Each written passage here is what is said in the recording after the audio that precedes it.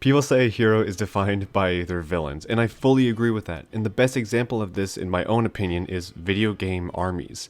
The large roster of enemies and the variety they give make video game armies memorable and entertaining. It's always fun remembering the most obscure enemies we've faced in a game, like, remember that one enemy in the last Cool Bear game? Man, what were they thinking? Well, today I want to take a deep dive into what makes a good video game army so good. What components do game designers use and artists take to get the most out of the enemies that you will need to fight during your adventure? Let's find out.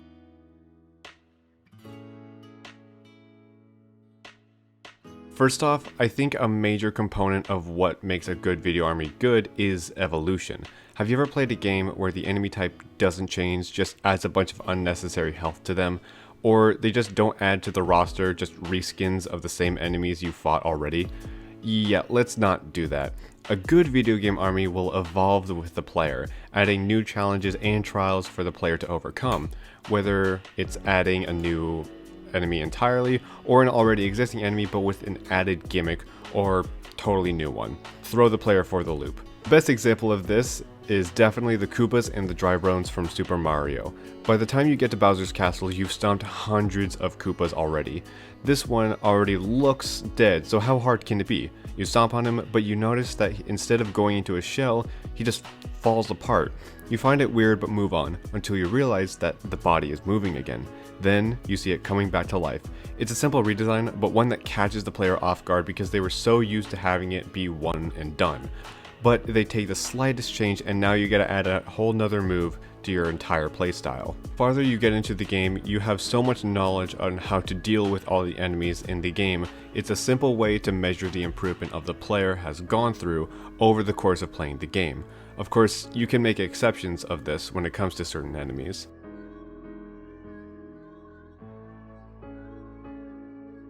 Now, how many times has this happened to you? You're facing an enemy and you're using as many tricks as you know, but they're still not dying. You're doing all you can, but nothing is working.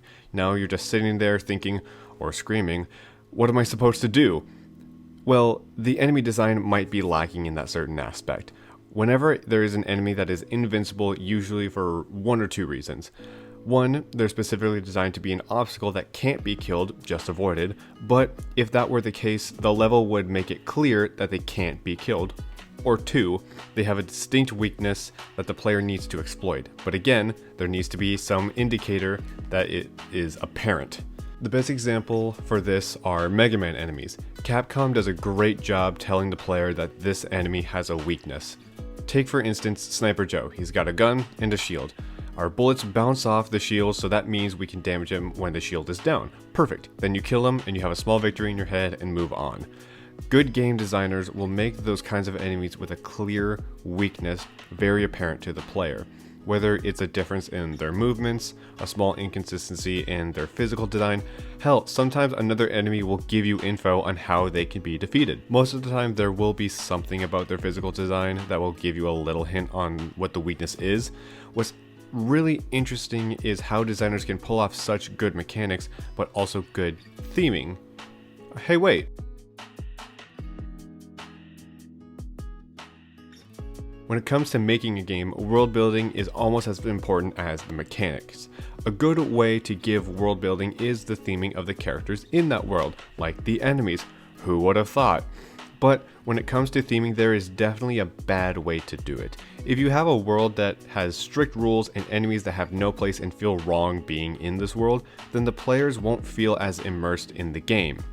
Now, doing this right is pretty easily actually. Looking at games nowadays, it seems like video game armies can fit into one of two categories. Either they actually fit into the world that they are a part of, or they are a part of a confusing world already, so the designers can just go wild with ideas. For the first category, my favorite example of this is Mega Man games, specifically Mega Man 11.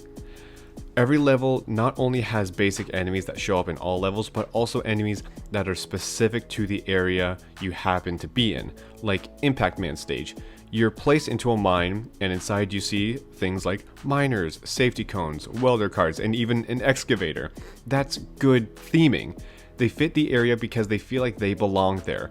A good example of the second category is the Kirby games. Dreamland is already seen as a whimsical, magical, and sometimes mysterious place, so when we see things that aren't definitely out of the ordinary, we don't bat an eye at it. So when we see a one-eyed robot with a baseball cap, red Vans, and throwing hands with a yo-yo, we're like, huh. Alright, well, theming is definitely important. It's not everything, but you know what the other important thing is?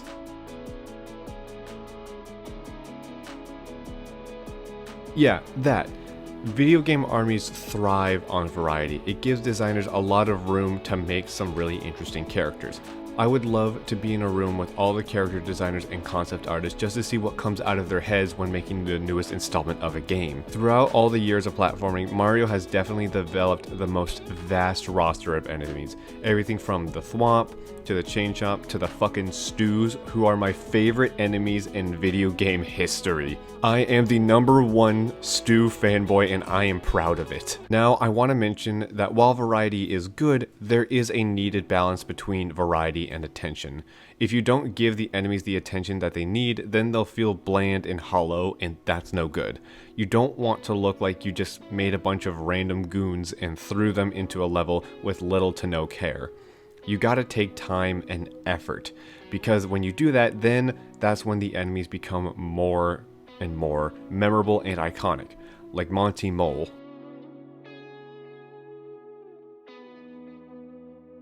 At the end of the day, when it's all said and done, video game armies are a very important element to making a good experience for the player. A good video game army has fun and clear mechanics, interesting physical designs, as well as love and care put into their development as a whole. Like I said before, a hero is defined by their villains, and if the villains are as memorable, then that says a lot about the hero. And that's the end of the video. This was a really fun retrospective to make. I am a character designer at heart, so when it comes to looking at character designs, I get a little excited. What do you think of the video? Do you have a video game army that you love above others? Let me know in the comments. Thank you so much for watching. Make sure to follow me on Instagram, where you can stay updated on when I post and have a say in what videos I make. Also post art on there, so make sure to give it a follow. Thanks for watching again, and in the meantime, make sure to relax today.